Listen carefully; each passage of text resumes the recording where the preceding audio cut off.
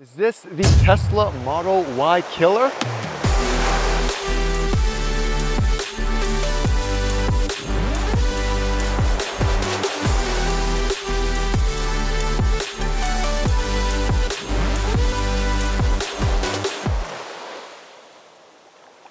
Fisker has always had a rocky business. The original Fisker went bankrupt in 2014 and only sold 2,000 of its Fisker Karmas. I'm sure you've seen them around. It then got bought out by another company and they changed the name from Fisker to Karma. However, in 2016, the owner of Fisker ended up trying again and is back with all new electric vehicles based in sunny Southern California. This is one of their newest vehicles. It is the Fisker Ocean. Now, I don't have too much time with this vehicle and I only drove it a little bit, but the owner of this vehicle actually just sold his Tesla Model 3 and got the Fisker Ocean. Does he regret selling his Tesla? Would he rather have gotten a Tesla Model Y? Stay tuned to find out. This one is the most expensive model. It comes in at around $62,000 starting, and it comes with 360 miles, which is really good. They have three models. They have the cheapest one, which is $39,000 with 231 miles. And they have a middle tier car that starts at $53,000 with a really good range of 350 miles. As far as performance goes, the base Fisker Ocean is a single motor drive with 275 horsepower,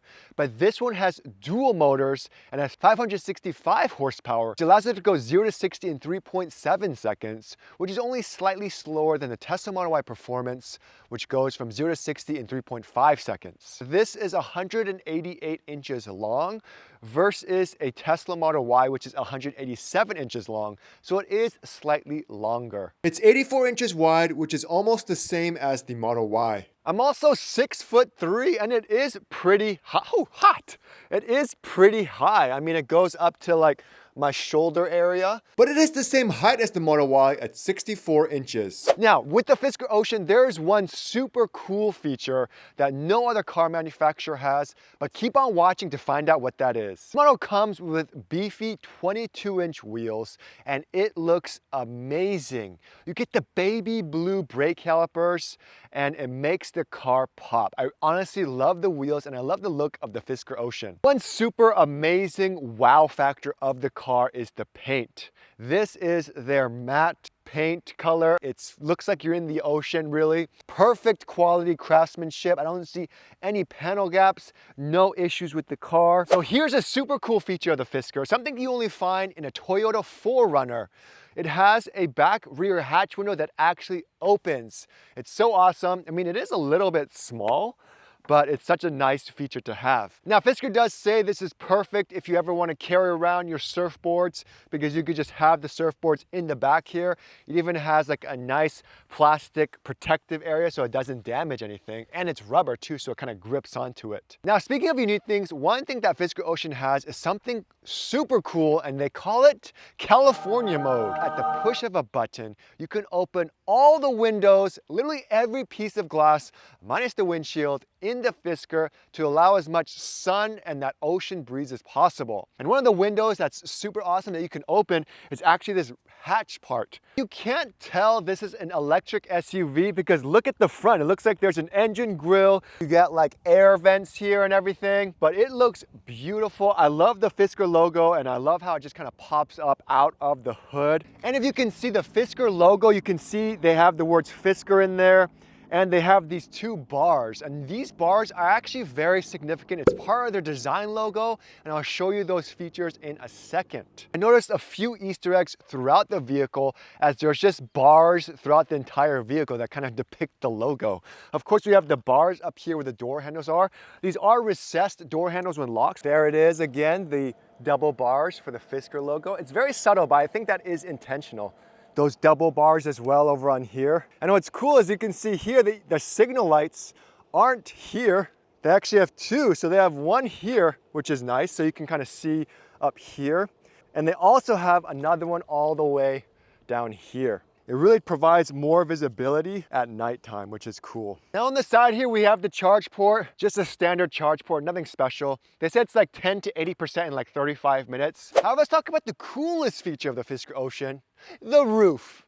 That's right, this bad boy is not just a moon roof that can actually come out, it is a solar roof, which means you can actually charge your car with the power of the sun, and it is hot today. According to Fisker, that solar roof can provide up to 1,500 miles a year. Yes, it's not that much, but it's better than nothing. But anyways, how you guys liking the looks of the Fisker Ocean so far? I mean, I feel like it's like a mixture of a Land Rover with another car, but I can't put my finger on it. Let me know in the comments below what you think the Fisker Ocean reminds you of.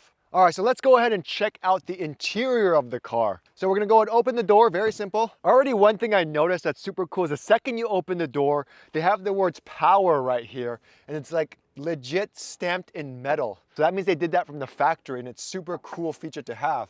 You also have the words ocean here in this very subtle look, but the interior is super clean and nice. They went with this white light cream color, so I love it how it really brings out the interior. Very bright. It has a lot of Alcantara suede here, and they have fabric as well. It's honestly super nice. I like how it flows. I'm all about stuff flowing, and it kind of flows from here with the door handle on this side. The door handle feels very cheap, however. It's like made of this cheap plastic, and look at it, it's like about to break off. Okay, seats are super comfortable. Feels very similar to the Model Y, I will have to say. The difference is that there is this headliner here, whereas the Model Y has like smaller headliner and a larger panoramic roof. Shoulder room similar. Now, this isn't like a Tesla where the second you go in, all the stuff is on. You have to actually turn it on, and to do that, you have to put your foot on the brake once. Now that my foot is on the brake, then it's on accessory mode, and then to turn on the car, you actually have to push it again. The one thing that annoys me the most about the Fisker Ocean is the infotainment unit. It's something that people don't really realize until they actually start driving the Fisker. Everything is super outdated. It's kind of laggy and annoying. If you want to switch it, you just have to hold this here, and it switches. A few moments later. Still loading, still loading, still loading, still loading, still loading, still loading, still loading. Still loading, hello. Okay, there we go, finally. It's very simple, very basic. You have your controls here. A lot of this stuff isn't even available. So this is 924. So he is the 924 owner. So his car is like a rare Pokemon card. It just showed me like how much am I gaining on solar. That'll be cool. Very, very simple and laggy. The exterior lamp's really cool at night. It has these cool lights, so that's pretty awesome. There's also something called boost, which makes it so you can go really, really fast. You only have 500 remaining total boosts that you could use because I think it's bad for the battery. 360 monitor over here. It's a little small, but still works. What, 720p? It does have a digital display here, which is cool, which gives you some basic info like park, drive. Here is that digital rear view mirror. Right now, there's no digital rear view mirror. Just flip this, and look at that. You can see that, that is cool. I do love how they actually have physical buttons for the climate. That is a nice feature. And the buttons are very simple and very Tesla-esque like in the steering wheel. You do have this funny looking thing on this side, which is kind of, it's not really obtrusive, but it is there and it's just kind of staring at you in the face. However, that is for the automated driving system, which allows the car to kind of know if you're paying attention or not. Let's go ahead and open the glove box, shall we? Aha, glove box. There is no glove box in the Fisker Ocean. They do have little compartments under the seats that you can kind of put small stuff. However, it's kind of weird that they didn't include a glove box. In the center console, the one cool thing is you can feel like you're on an airplane because it does come with its very own tray where you can go ahead, put your laptop, eat some hamburgers and relax and chill. It's awesome to have. However, it does make your center console storage useless. Now, one cool thing, if you didn't notice, is they have like this cool logo with like someone rock climbing. It's a very simple design, kind of unnecessary, but it's kind of cool that they do have that there. You have wireless charging in the middle, you have 2 cup holders, more storage on the bottom here. Overall, it's not luxurious and extravagant, but it does the job. You have your sun visors here, which is cool. It does come out just like a Model X. Let's see how the space is in the back. Okay, so now we're in the second seats. I'm gonna go right over here real quick. Now, I was just sitting in the driver's seat, 6'3", like I said. So my knees are definitely touching. It's not the most uncomfortable, however, so it is not bad. They have some coat hook hangers as well. As far as headroom goes, this bar here, if I'm sitting like this, it's like touching my head. However, if I go all the way back, you do have a little bit extra space. But the cool thing is you can recline the seats. When I digitally recline the seats and I can put my head all the way back on the headrest, I definitely have plenty of headroom, which is nice. You also have air vents over here. You have a nice little light bulb. They have USB-C ports that pop out of here. When I open these USB-C ports, they really feel like a cheaper plastic. It's not a bad thing, however, it's just something to note. So if you're in the back, you also have the ability to control the climate from the rear. If no one's sitting in the middle, you have a digital touchscreen here right in the center console, so you can adjust things like the temperature as well as the direction of the speed, which is cool. I think the owner is really scared because he went bankrupt last time, so now he's making sure everything is done as simple as possible. Fisker doesn't even have a dealership. They do have showrooms, but it is coming very slowly. And the crazy thing is they don't have their own dedicated factory. They're currently using a factory that makes like BMW 5 Series, Mercedes G-Wagon, the Jaguar I-Pace, and they're outsourcing everything. As far as service center goes, they don't have a service center as well. So I was doing some research and they said they might use Firestone as their service centers. Luckily, it's an electric car, so there's not much service required. However, I mean, I'm sure you guys know if you come from a Tesla or something, you still need a service center just in case. But overall, the car interior, it doesn't feel cheap, even though some of the parts may kind of feel cheap. All right, let's take a look at the trunk. And from the exterior, the trunk looks really small. And there's the trunk. It's actually not too bad. It has a good amount of space here.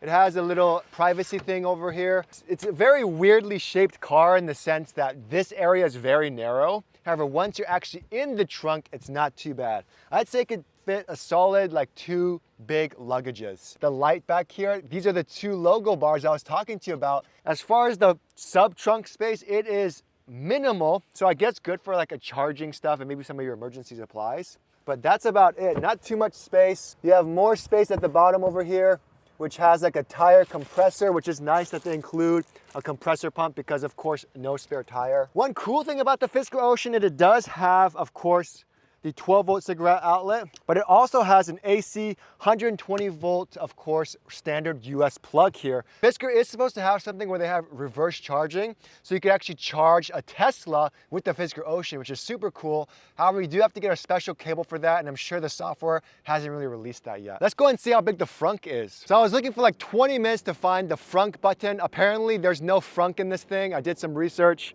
I don't even know how you could open this thing because I couldn't find even like a manual switch button like in a normal car or like the Ford Mach-E. So I was talking to the owner who's been driving this for a few weeks now. He told me the one annoying thing about the car is actually the interior infotainment system because of how unfinished the product is. A couple of these buttons like the cruise control as well as the auto park don't even work. The app is very basic and it's not really useful at all. He did tell me that the app and all these features should be released sometime early next year. The owner is coming from Tesla, so I asked him if he'd want a Fisker Ocean or a Tesla Model Y. He told me if the Fisker Ocean is a complete car, he would take a Fisker Ocean any day. However, I'd say the Fisker Ocean is definitely a competitor to the Model Y as far as price range, size, and everything. It's actually a win for Fisker because for him at least, he'd rather choose a Fisker instead of a Model Y.